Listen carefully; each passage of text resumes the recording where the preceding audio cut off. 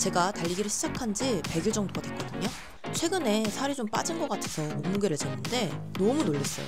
원래 61kg였어요. 근데 5kg가 빠졌더라고요. 예전에 스위치온 다이어트도 해보고 공복 달리기도 해봤거든요. 근데 살이 그렇게 빠지진 않았었어요. 천천히 오래 달리는 게 진짜 지방을 태우는 방법이더라고요. 이게 살이 빠지게 된 가장 큰 원인이었던 것 같아요. 근데 신기하지 않나요? 예전에도 운동을 열심히 했는데 이번엔 유독 살이 쏙 빠졌어요. 같은 운동인데 이번에 뭐가 달랐을까? 그 이유가 궁금하시다면 이번 영상 끝까지 봐주세요.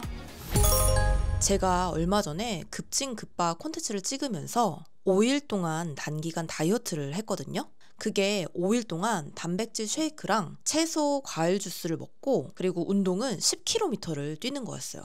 진짜 극단적인 다이어트였는데요. 당연히 그렇게 하니까 체중이 진짜 쭉쭉 내려가더라고요. 근데 그렇게 계속 그런 식으로 먹을 순 없으니까 5일 후에는 다시 일반식으로 돌아왔어요. 근데 지금 한 달이 지났거든요. 몸무게가 56kg입니다. 요요가 안 왔어요. 왜 그럴까요? 바로 달리기를 꾸준히 했거든요. 역시 다이어트에는 달리기만 한 게 없다라는 거를 다시 한번 느끼게 됐습니다. 왜 이번엔 살이 빠졌을까요? 예전에 스위치온 다이어트도 해보고 공복 달리기도 해봤거든요. 근데 살이 그렇게 빠지진 않았었어요. 근데 이번에 이렇게 눈에 띄게 빠졌던 건 제가 꾸준히 10km를 달렸다는 점이 달랐어요.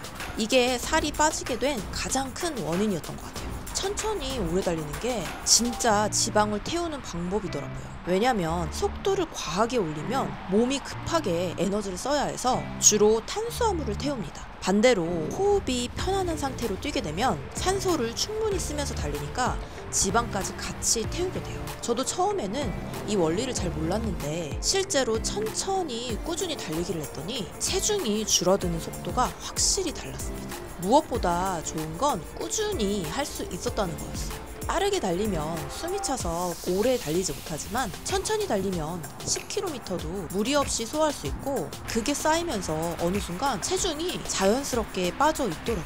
즉 억지로 단기간에 살을 빼려는 게 아니라 지방이 태워지는 몸의 리듬을 자연스럽게 만들어주니까 다이어트가 훨씬 덜 힘들고 유지될 수 있었어요. 그럼 나도 꾸준히 달리면 살이 빠질 수 있을까요? 맞습니다. 하지만 한 가지 조건이 있습니다. 지치지 않고 오래 달릴 수 있어야 한다는 거죠. 그런데 막상 달려보면 1km도 안 돼서 숨이 턱 막히고 심장은 터질 것 같고 다리가 무겁게 느껴질 거예요. 저도 처음엔 그랬거든요. 나는 달리기를 할 수 있는 체력이 안 되나? 하고 포기하고 싶었던 적도 많았습니다. 그런데 어느 순간 이게 속도 문제였구나 라는 걸 깨닫고 나서 10km가 훨씬 더 편하게 느껴졌습니다. 제가 100일 동안 달려본 결과 꾸준히 달리는 게 제일 중요합니다. 그래서 제가 러닝 초보도 숨 안 차고 오래 달릴 수 있는 가장 쉬운 방법을 아주 구체적으로 설명한 영상을 올려놨어요. 1km만 뛰어도 힘들었던 제가 어떻게 10km를 꾸준히 달리게 됐는지 그 경험을 담은 영상이에요.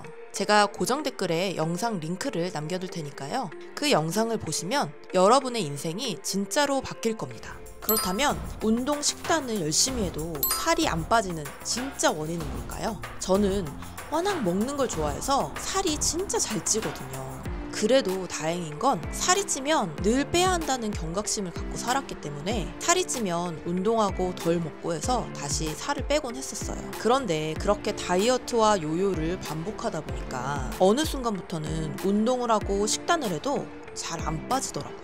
그 이유가 바로 몸의 적응대사 때문이었습니다. 다이어트를 하면 처음엔 잘 빠지지만 시간이 지날수록 우리 몸은 혹시 또 굶을지도 모른다고 생각해서 에너지를 더 아껴 쓰는 몸으로 바뀝니다. 즉 같은 양의 음식을 먹어도 예전보다 더 적게 쓰고 지방은 더 잘 저장하려는 체질이 되어버리는 거죠. 거기에 요요가 점점 반복될수록 근육은 점점 줄고 지방은 늘어나니까 기초대사량이 떨어져서 더더욱 체중이 안 빠지는 악순환에 빠져버립니다. 저도 그걸 뼈저리게 느꼈어요. 예전에는 2-3kg가 금방 빠졌었는데 어느 순간부터는 같은 방법을 해도 몸무게가 꿈쩍도 안 하는 거예요. 그래서 깨달았습니다. 살을 빼는 행위에만 집중할 게 아니라 지방이 잘 타는 몸으로 만들어야 된다는 거예요.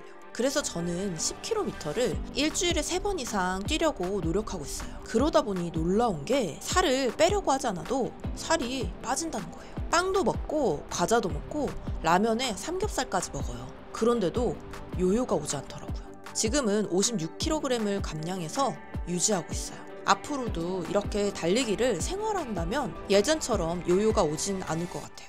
사실 예전에는 다이어트라는 게 늘 언제까지 몇 킬로그램을 빼야 한다는 단기적인 목표에 불과했었거든요. 그래서 목표로 한 체중 감량을 하면 방심하게 됐고 그 순간 다시 예전 습관으로 돌아가면서 요요가 오게 된 거죠. 그런데 이번엔 진짜 다릅니다. 이제는 체중 감량 자체보다 달리기를 꾸준히 하는 사람이 되는 게 더 중요하다고 생각해요. 꾸준하게 달리기를 하면서 정신적으로도 안정되고 식습관까지 자연스럽게 조절이 되더라고요. 무엇보다 큰 변화는 먹는 것에 끌려다니지 않는다는 점입니다. 예전에는 스트레스를 받으면 술이나 음식으로 그 스트레스를 풀곤 했었는데요. 지금은 운동으로 그 스트레스가 해소가 되니까 체중을 조절하는데도 훨씬 수월해졌어요.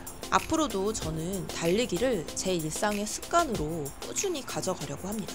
체중은 단지 숫자일 뿐이고 정말 중요한 건 제가 어떤 생활을 하고 어떤 몸으로 살아가느냐, 이게 제일 중요하니까요.